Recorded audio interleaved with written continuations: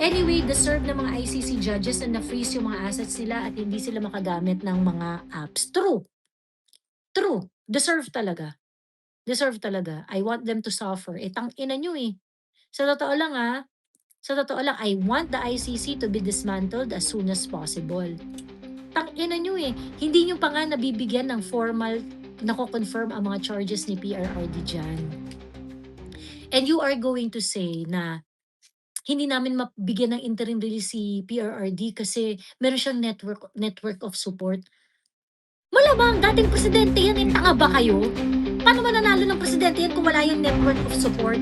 Why are you faulting the person for having a network of support? Eh, former president yan, putang ina nyo.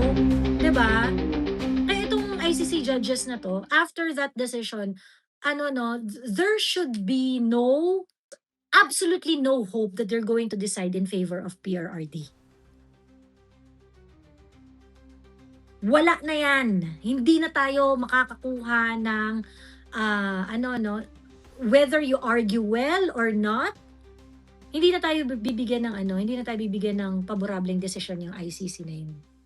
So, ngayon, ang China nagbigay ng warning sa ICC na huwag kayong magpagamit bilang political tool, things like that. Mag-reflect kayo sa mga actions ninyo, mali na ganyan.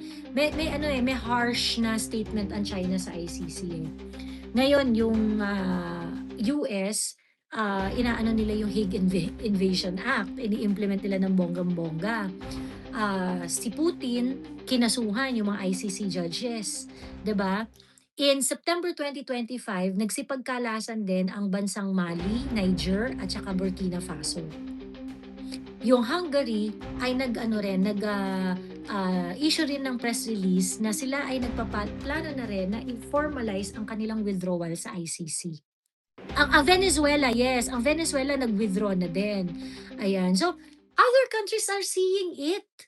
ICC has no value anymore because they allow themselves to be a political tool sa interest ng mga certain groups.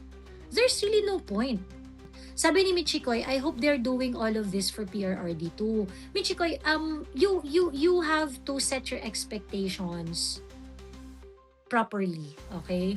Are they doing it for PRRD? No. No country are going to say or do things for PRRD's sake. Okay? Probably what they did to PRRD somewhat influenced them and very likely, okay?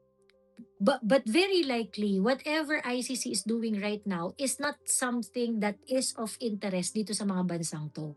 Okay? So, let us not be self-centered na, ginagawa nila to para kay PRRD, ganyan-ganyan. Of course, they're not going to do it for PRRD. Ito mga bansang to. Wala silang pakialam kay PRRD. Pero may pakialam sila doon sa treatment.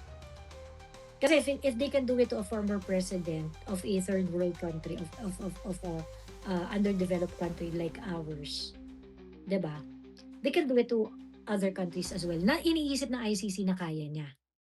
So what will happen po, kung kokonti na lang ang member and they cannot sustain, mabubuwag ba and mapapauwi si PRRD? Well, pag nabuwag sila, there's no reason for them to keep PRRD in their in their custody.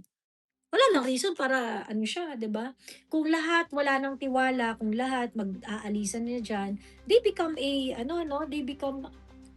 entire ICC, the entire institution becomes futile.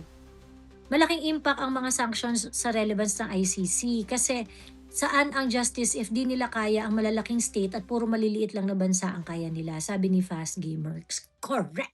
Yeah, tama si Christine Placido, no? PRRD will surely benefit from this. Let's pray. Correct, I agree. Are they doing it for PRRD? No, they're not doing it for PRRD.